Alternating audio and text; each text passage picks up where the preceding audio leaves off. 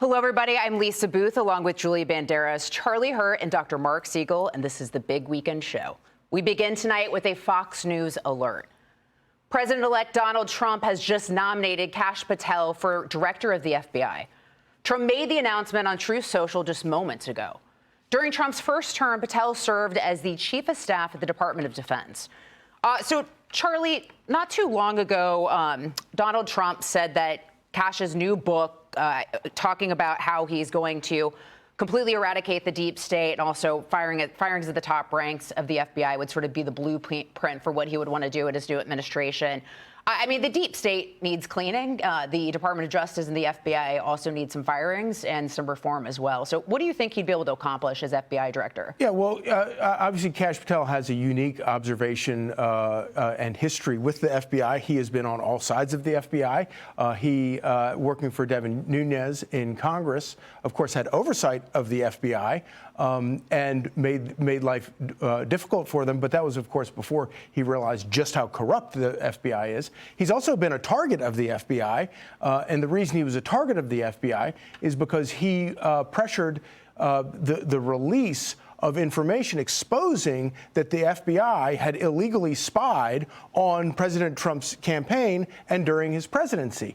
And the idea that this was, only in Washington would this be shocking.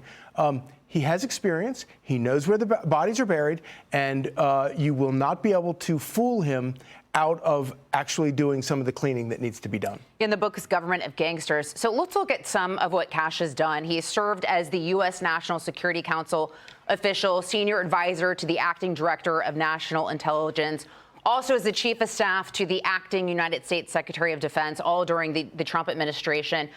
So, Julie, this is someone that Donald Trump trusts.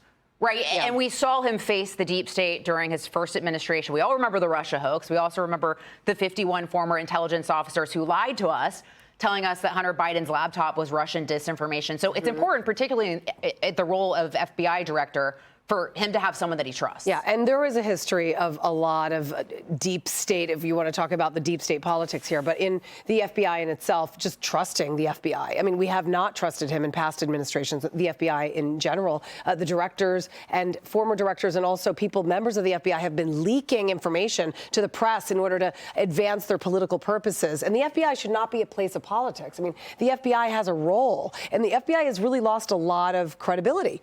I mean, the FBI does not have credibility. So I think obviously there's going to be backlash. Everyone's going to criticize on the left that Donald Trump has yet once again picked another, conservative who happens to also be a friend, who happens to be an ally. But that's kind of what you need in this White House, because if you don't pick people that you trust, then that's when the leaks happen and that's when the backstabbing happens. And for once, he's got people surrounded by him. And I know that Trump is very much a loyalist and he believes in the people that are loyal to him. And so you know that you're not going to be getting that with Kash Patel and with a lot of other nominees that he's chosen to elect. Yeah, and this is someone who's also faced 2 assassination attempts as well, right? So he really needs people he can trust his inner circle. I think that the key points that have been made, he's cleansing. He's cleansing the FBI here. He's cleansing Department of Justice. He wants loyalists. You talk about loyalists. Kash Patel, of course, to add one point here, was the one who said those documents were declassified, period. And he stood up for Trump. He took the Fifth Amendment. That is something Trump remembers. With all the attacks that Trump considers to be politically motivated, Patel stood up for him. Has a great background. Got his JD over in the UK. Is a very, very smart operator. Has been in the Department of Defense, as was said, Department of Justice. He's highly skilled. Well, and I like, especially as someone who distrusts government to a great degree, I like the fact that Trump's surrounding himself with people who also don't like the government very much as well, and who've also been targets of the government as well. All right, so let's now head down to West Palm Beach, Florida, where Mark Meredith has been following this story very closely. Mark. Good evening. You're right. I sure have. I'm glad I didn't make dinner reservations for tonight because these nominees are coming out at a pretty much rapid pace. We've also learned that there's going to be a new nominee to head up the DEA, the Drug Enforcement Agency. But I have to go back to the main story at this hour is that President-elect Trump plans, once he makes it to Washington, to nominate a new FBI director who would then, if confirmed by the Senate, take over from Christopher Wray, who filled the job after James Comey was fired back in 2017 as well.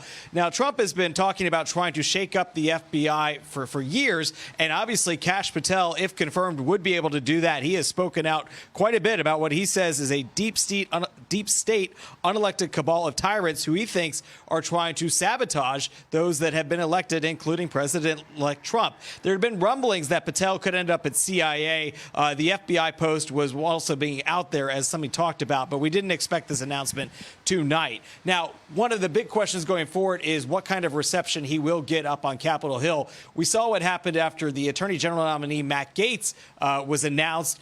Trump said he was going to stick with him, that he felt like he was very confident in him. But then after a few days up on the Hill, gauging the reaction from lawmakers, they realized that they weren't going to be able to get their nominee through. I don't know what kind of reception Kash Patel is likely to get from the Senate. Obviously, the Republicans are counting on that Senate majority that they're going to have come January. That's going to give them a little bit more leverage, obviously, than they would have right now, with the Democrats still having that very small percentage where they can flip the chamber. So let's talk about what we're going to see next. One, we're going to have to ask about what about Christopher Wray's response to all of this right now. Obviously, he is not going to be Trump's pick going forward. My understanding is that he had said he had not planned to go anywhere after he had already been confirmed, like I said, in 2017. So he's going to simply be out of a job, but whether or not it's going to be Patel or somebody else going forward still yet to be seen. If it's okay with you, I'd like to read what Trump had to say about his nominee. He said he wants him to serve because he's a brilliant lawyer, an investigator, and an America First fighter who has spent his career exposing corruption, defending justice, and protecting the American people. Now, what we will also be looking to see is how, if confirmed, Patel would want to shake up the FBI. Obviously, there's been so much focus on the FBI's role back in 2016 as it began investigating Russiagate. And we have seen, of course, those hearings that have happened for years where people were trying to find out who was trying to control some of the behind-the-scenes action as they were investigating Trump. Trump making it very clear he's not happy with the FBI, and this certainly would be a shakeup. Guys, back to you. It sure is, Mark. Thank you. A little breaking news to keep things exciting around here. Charlie, how do you think Kash Patel being picked as FBI director, how do you think this will be received on Capitol Hill? What does this fight look like for Trump to get some of these guys through? Oh, there will definitely be a pretty good freak out on Capitol Hill among Democrats. You think? I don't think that there will be as much resistance. The problem for Matt Gaetz was that he started finding resistance among Republicans, and it had less to do with his history of work and more to do with other things. Kash Patel doesn't have to worry about that. There will be a massive freakout over the fact of what he stands for and what he promises to do. What I love about this is, there are lots of flaws with Matt Gaetz. But one of the great things about picking Matt Gaetz is that we were going to have confirmation hearings that we're going to put the Department of Justice on trial, and we were going to have a good 2 weeks of forcing the press to talk about how corrupt the Department of Justice has become and how much the Biden administration and the Obama administration, quite frankly, politicized the Department of Justice to go after their political enemies. The great thing about Kash Patel is, we lost that when Matt Gaetz walked away, but we're going to get it now. When Kash Patel goes before the United States Senate, the entire thing is going to be a trial of the Department of Justice and every single thing that they have done to become more politicized and to become weapons against anyone that the Biden administration or the Obama administration deems as a threat. And that is a magnificent thing. Yeah. Dr. Siegel, I feel like, this was a mandate for Donald Trump, right? The House and the Senate, they rode his coattails to victory. So I think he should have the people around him that he wants and that he trusts. And that have great talent. And the other thing about Kash Patel is he's a writer, and he messages, and he helped Trump run Truth Social. And that children's book he wrote, The Plot Against the King, which made fun of the whole idea that Trump was targeted in the 2016 election, took his side with a children's book. He does it all across the way, and I think that Trump is picking him, A, because of his talent, and B, because of his loyalty.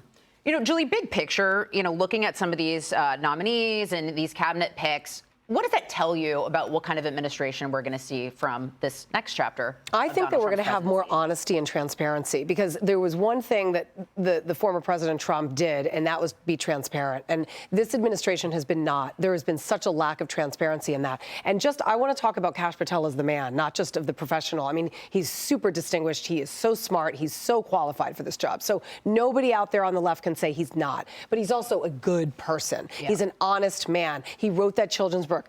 He's hysterical. I love him. His personality is amazing. He's a real person. But he also, like a children's book, he is actually a co-author. The two of us wrote for the same children's book publisher, Brave Books. And so I do know him quite well, and I think he's an amazing character, and I think he's going to be a huge asset. And I think it's so important to know that he's taking good character people and putting them into the White House that we can trust, that we know that they're not going to tell us bold-faced lies every single day. These are honest, hardworking people, and I don't think you can really argue against that. Well, and Charlie, I mean, Americans overwhelmingly wanted change, right? They didn't like the direction this country was heading in, and they wanted change, and that's what they're getting.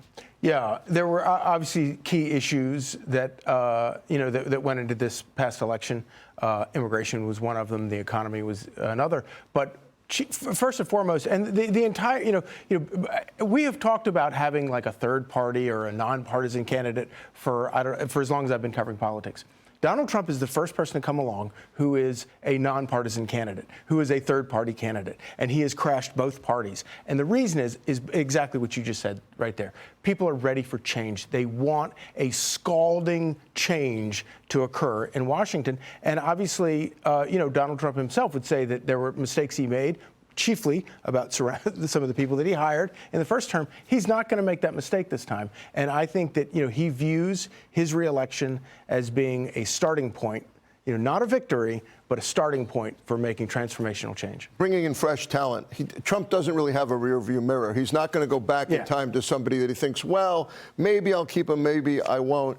And I absolutely agree with Julie that the bad look from the last administration, of the outgoing administration, of camouflaging everything, a sick president that was hidden from the public eye, except from physicians who knew. I mean, we need fresh transparency. By the way, get Julie Banderas' children's book, Brave Books. Also, good. I'm glad you brought up the fact they did lie to us about. We have a president currently in office who dropped out via X, said he wasn't equipped to run for president, but yet he's still in office. It's real quick, Julie, then we got to go. No, I mean, it's crazy. And if you look at the past administration and you wonder why he's changing and making these drastic changes, is because that's what America voted for. Yep. They did not vote for Kamala Harris because they wanted change. Even Kamala Harris couldn't accept that this country wants change. So I say go for it. Kash Patel has been very vocal that he wants to absolutely just upend the FBI, just turn it on its back, and he should, because the FBI has been corrupt for way too many years. Totally corrupt. Great guy. Yeah. I'm Steve Doocy. I'm Brian Kilmeade. And I'm Ainsley Earhart. And click here to subscribe to the Fox News YouTube page to catch our hottest interviews and most compelling analysis.